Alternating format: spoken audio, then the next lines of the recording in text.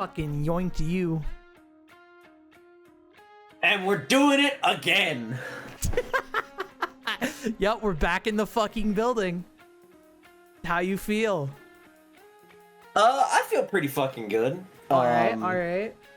I'm currently getting bitched at because the guys I was doing through with need one more person for the EX trial, and I just started MSQ. So he was like, what do you mean you're not at the trial? And I'm like, I just started. He's like, what were you doing on Tuesday? And I was like, drinking. He's like, what were you doing on Wednesday? I was like, raiding. What are you doing on Thursday? Right now? MSQ. I keep thinking it's fucking Friday. Fuck. Alright, hold on. Before we get started, I'm going to order my food. So that way it's basically here by the time this is done. Damn, I'm kind of sad you're not recording already because not gonna lie, that bit of what were you doing on Tuesday? Drinking! I hit record as I was calling you. Yeah! we can put it in the end. We can put it in the video. Alright, I'm gonna hit order. I want food. I'm hungry.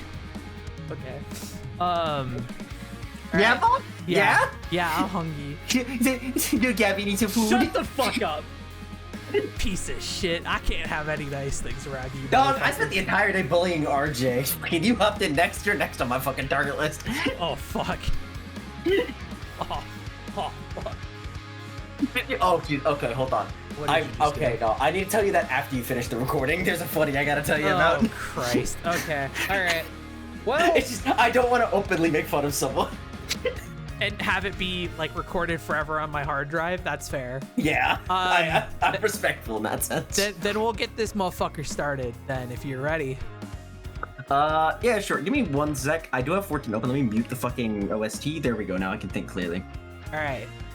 So, you got to play 2 characters this time around. What really brought you to that, like, idea? And was there anything about the concept of playing 2 characters that you would try differently? So, the thing with that is, the original concept was not to play 2 characters. The gist of it was effectively, I came up with the idea for the I came up with the idea for the Vagrant very early on because I was like, I want to try just playing Minecraft, like, without a base. That was the whole concept. Like, just like the last time I was like, I want to master Tinkers, this was, I want to play without a base. And I gave the idea to Saren because I was like, hey, I might have issues getting to, like, events and stuff. I might need someone to, like, you know, drag me over to do stuff. And Saren was like, okay, I can think about that. And they were like, hey, you want a little secret? And I'm like, yeah, sure, what's up? And they were like, what if you had a little buddy to go with you? And I was like, what kind of little buddy?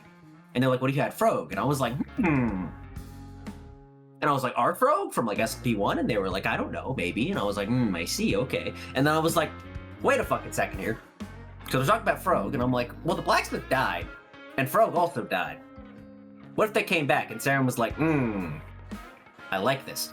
So, in that instant, we came up with the original concept, which was the fact that there was basically an optional second character. If the Vagrant never died at any point during the SMP, it was entirely likely for me to complete the entirety of SMP2, never becoming the Blacksmith. Like, that was the whole idea, was effectively, in the Vagrant's second life, he was never supposed to go through the trials and tribulations, like, learning if he died, he could get memories back from a past life, all the bullshit they went through. The idea, basically, was he was supposed to be the fresh start that didn't have to go through all of that. So if he never died, that whole plot line would never have happened. And we'd be seeing an interview being like, you know, oh, is there anything you didn't get to do? And I'm like, do I have a fucking tale for you, motherfucker? Unfortunately. Or fortunately. Or fortunately, depending on your outlook, yes. I think, unfortunately for him, fortunately for Blacksmith and also the story of the SMP overall, because that death was cinematic as fuck. Because I started to go see your POV of it because it was really fun. I can talk on that when you're done. Okay, yeah, but yeah. So like, I think that's kind of where the concept came from. And in terms of like playing them, it very much came a situation where I realized really quickly I needed to keep distance as the Vagrant because I wasn't in a position to really make the character too much different from myself in a quick enough time span for the Blacksmith to feel decidedly different without him being just kind of a little pissed off about what the fuck's going on, in addition to also being a lot more friendly and outgoing and, like, personable, because these are things I generally am, and it's during, like, an SMP where I'm just kind of logging on, not knowing when I need to be in character, out of character. it's a little hard for me to come up with a character, or like come up with a concept for the Vagrant that was a little bit more than just, there's a distance there and you don't know why. So I feel like I could execute that better. Like, I honestly feel like that was the one thing I could have probably done a little better, is make the Vagrant and Blacksmith probably feel a little more different, at least on the player side. I don't know on the, like, either the listener side TM or the other players, if, like, the difference was big enough to notice, or if it was just kind of like, oh, it's Josh with the new code of paint, fantastic. In terms of, like, playing two characters, I feel like if I was going to do it again, it'd be nice to have them be, like, completely separate, because it'd be fun to kind of have a character that, like, comes and goes. Almost kind of like how Lily did, like, Celine and Virgil, to some extent. Because I feel like there'd be some fun interactions there of, like, trying to figure out where did this person go. But outside of that, I mean, like, I think I did a pretty good job of it. Like, and Frost and Sarah were 100%, like, extremely helpful, like, planning stuff out and helping me, like, get stuff going. Because once I realized the wheels were in motion, I was like, okay, I see where the story is going and I want to push it this direction. Which I could have let the Wheels of Fate, decide what happened, but I saw the story was going down a path and I didn't exactly want to resist that. I wanted to kind of just let it run and see where we ended up. Okay. Makes sense. And I mean, like, that was long-winded as fuck. That was 5 fucking minutes or so. No. From, like, the listener and I guess, like, from a halfway player perspective, I felt as if there was, like, a definite delineation between the Vagrant and the Blacksmith. But the problem, like, at least for me, if you ever heard me slip up and say the Vagrant instead of the Blacksmith, it's because it's the same, to me, it's basically the same voice. Like, I can distinctly tell it's you, right? So it's like, well, that would be why. But, there was a delineation, at least from my perspective. On the topic of the Blacksmith particularly, Blacksmith was, I would say, a pretty well-loved character in Mosslorn. But I think so. I think he was a hard ass, but I think he was appreciated and loved as a character. But like, considering the end of the SMP is him fucking dying, right? How do you think that like some of the characters would react to him coming back at the end of Dragon SMP? Really, like, how do you think that circle is squared, as it were? Squared is circled. I mean, I think if I was gonna guess overall, most of the cast would probably Gabby and Esby would probably start sobbing. Yeah. Let's see, who else? I think Queen and Osmond would probably be a little teary-eyed seeing him come back, but I think, Goat's character would probably be pretty happy to see him back. Like, it's kind of thing where I feel like they'd all be happy but surprised. But I mean, also the kind of thing there is that depending on how much connection they've kept with Celine, then Celine knows the Blacksmith would be, like, in some capacity coming, like, is alive somewhere and doesn't know if they're coming back. So yeah. Seeing them, I guess Celine probably told them they're alive and that they might be following suit. So I'd imagine, yeah, it'd just be a lot of it. But yeah, I had to put you on the spot because I'm just like, I know damn well your character would start fucking sobbing. Oh, yeah. Given all the shit they went through and the fact of, like, how supportive the Blacksmith was, like, trying to be during all that, and eventually at the end was just like, all right, yeah, my turn to die. I'm a dip. Yeah, no. I mean, like, I agree, right? Like, that would be, like, fucking wild, right? To actually see that motherfucker come back. No, the thing is too is that also there was two distinct endings, which unfortunately and I'll bring this up because it didn't ever get brought up because I think Lila had to leave, so there was never time for our characters to interact and talk about it, especially because I always kept, like, I was so tired between work and stuff, I wasn't on during a lot of the peak storytime hours this time around, so it was a lot harder for me to catch stuff. There was an entire plot line that was basically I was setting up to happen with Lila, where basically the Vagrant reached out through the Blacksmith, or like not quite through the Blacksmith, but it basically like got a message out which appeared in like a singed book, which effectively was telling them the Blacksmith is considering like basically letting himself go to let the Vagrant come back and finish living out his life. Don't let him. And it was going to be a lot more of a like sort of thing where I guess they're trying to look down the Blacksmith and try to like speak to him and sort of get his angle on it. And like might incorporate Polaris in there as well. But what ended up happening, I think, was because Lila's player had to dip, I ended up kind of shifting that to a conversation I just kind of had openly with I'm blanking on the names. Lily's character. Like the one that came back. Legrev, yeah. That's why I couldn't remember. So I'm like, it's Lily. No, it's not Lily. What the fuck was it? Lily. Yeah, like it was a conversation with like Legrev and Eighth. Like Legrev definitely made a big important on it, but then it was later conversation with also having Eighth and Ame there that kind of solidified that the Blacksmith wanted to return himself. So it was a situation where I kind of had to pivot the storytelling there, but it could have been kind of a fun thing of like again, the things not being written in stone. The Blacksmith returning was never like a guarantee. That was entirely up in the air of like, Celine may have returned and said like, hey, Blacksmith's alive, he might be coming back. And then just years pass and he never actually shows up. Yeah. Which would have been a fucking bittersweet ending to know he was, living again and okay and then never see him again. I'm glad that didn't happen, but... All right. Kind of pivoting back towards the Vagrant though, I'm curious about the Vagrant specifically and the deal that was, I guess, struck. I don't know if it was really a deal, a bargain maybe, between Scorh Eil and the Vagrant on, I think it was day 3. It seemed to be kind of like a double-edged blade, I guess. Is like that's how I've written down the question, but I don't know if that's exactly accurate. The funny thing is with it. Oh, sorry, you were finished. My bad. The full question is, I'd be curious to know if you're prepared to commit to playing out the role of that Elder's champion to its narrative conclusion. But I'm also curious what you have to say on that in general.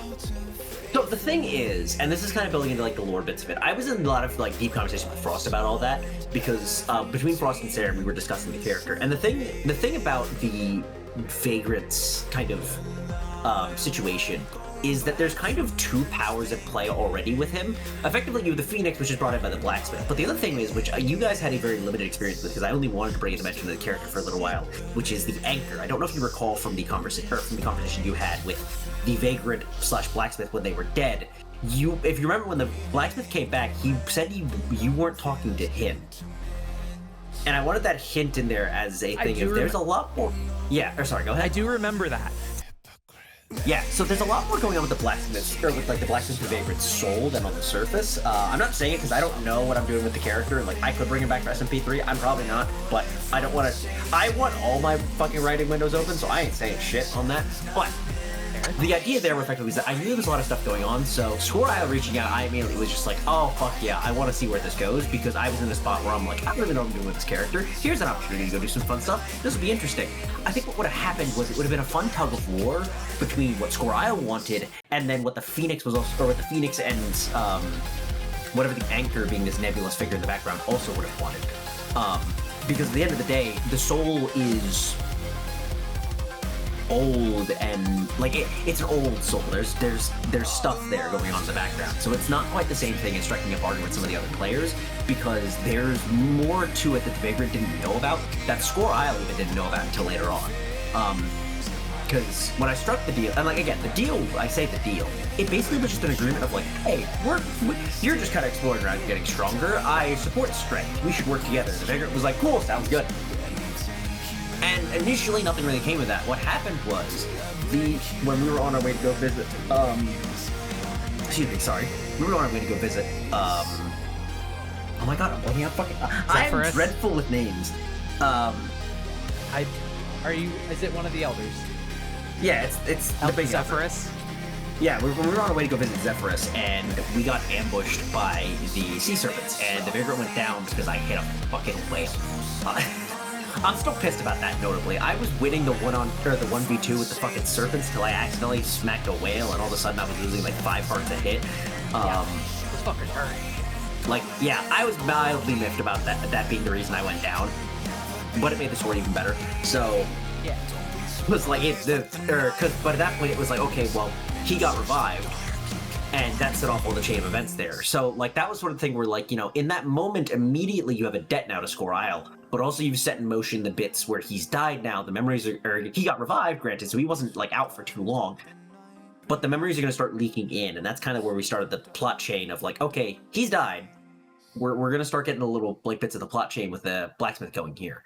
So had he not died, it would have been, I think, a lot more difficult to start hurting other people because, like, again, the Vagrant's not opposed trying to keep the balance, trying to keep things set. Like, that's why, again, he was okay striking down the Librarian, but, like, it was a situation where he had to, and this was outside of it, he had to clarify, hey, am I killing or knocking out? And it was like, knocking out, sending a message, and he was like, okay, I can do that, because that's not permanent, that's fixable.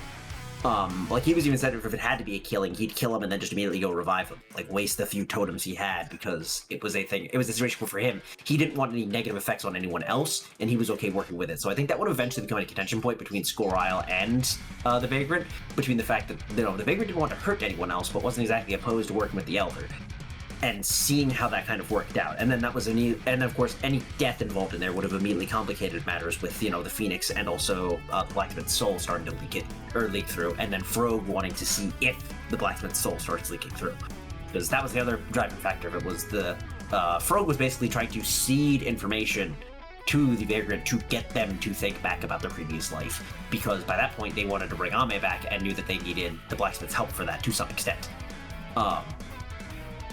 So yeah, there were a lot of moving pieces with the Vagrant story. I think it would have been really, like, it would have been a fucking shot in the dark to get through the entire story and not have any situation where the Vagrant got pulled off of Scorh Eil's path by something, whether that's Frog's actions, Lila's actions, or even just dying at some point.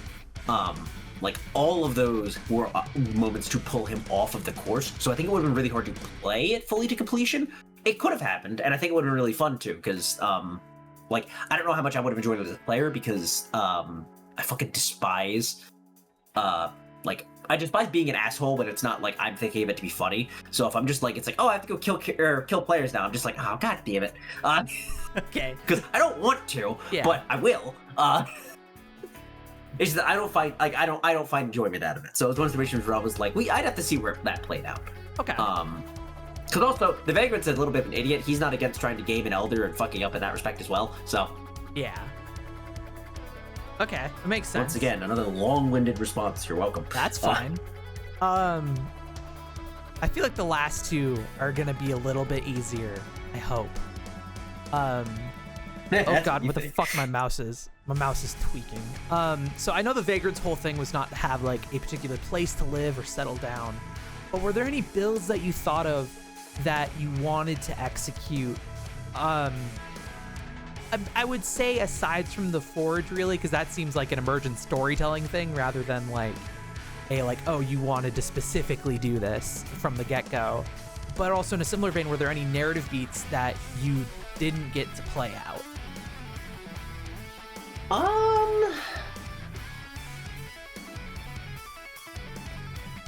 So actually, no, I can right real quick. I'm gonna hit the narrative beat right now. Okay. The rematch with Virgil, that was one thing that I had thought was going to happen, and having it not kind of fucking sucked, because one of the things that actually happened was I was gonna have the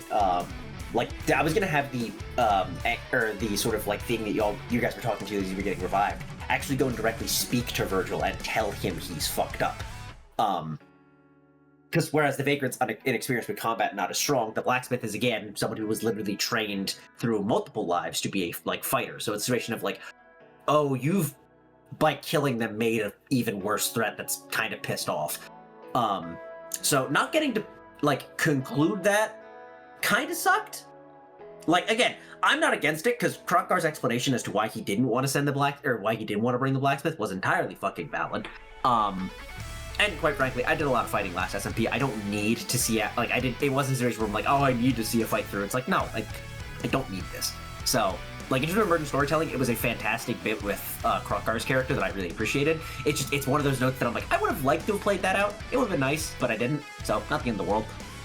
In terms of builds, that was kind of one of the things that I didn't really think about too much, because I wasn't really focused on any builds in particular. I think the one thing I didn't end up doing, which I really wanted to, was I wanted to bring, like, wool and beds with me everywhere I went, and, like, as I was traveling, start putting down tents, kind of like how it looked back at the base camp in, near the kitchen, where, like, there would basically just be tents all throughout the wilderness that had, like, different pieces of gear in them or something like that, which was just like, hey, the Vagrant slept here at some point.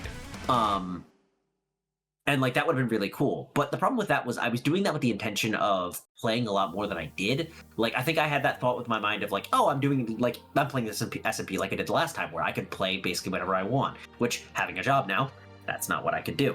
So, like, I guess that was the only build that I really would have liked to have done, like kind of to add some like storytelling and just liven up the space. But I didn't do anywhere near as much like sort of on land exploring as I would have, or as I was expecting. So that kind of very much cut down on that, and especially because I wanted to try to get more involved in the story, especially like as the Vagrant kind of got closer tied in and the Blacksmith started kind of leaking through. I realized that like I couldn't really do as much of the exploring angle. I kind of needed to like sort of settle in and make sure I was there for story beats, or else I'd just be off, like fucked off in the middle of fucking nowhere. And next thing I know, I get a message. It's like, hey, are you seeing this shit? I'm like, fuck no, I'm on the other side of the map. Like, you know, I'm at X 10,000. You guys are fighting Scorh Eil. Good fucking luck. I ain't showing up. Fair enough. So yeah, like I didn't really have any builds planned, which is why like the forge was very much a kind of thing of the Blacksmith was like, I need a forge. Which I'm still really proud of that build. The fucking water-cooled forge idea like came to me as a fucking last-minute thing of it's like, hey, you should get some soul sand. So I had to like sprint into the nether, go grab some soul sand, and like made that, and then had the little like divots like flowing water in and out.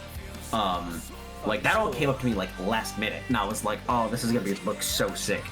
Especially because I was trying to think of what a forge would look like, because you know we didn't have tinkers, and all I made last time was the tinkers forges and then the one forge for the crucible. But I didn't want to just remake that because I didn't have the crucible blade this time around, so it didn't really make as much sense. Makes sense. Yeah, I think. Oh, right. There was one other bit which I meant. I talked to Saren about this, which was the idea of bringing like one of the like either the brimstone blade or one of the other like flaming swords back as like an upgraded blade of purity.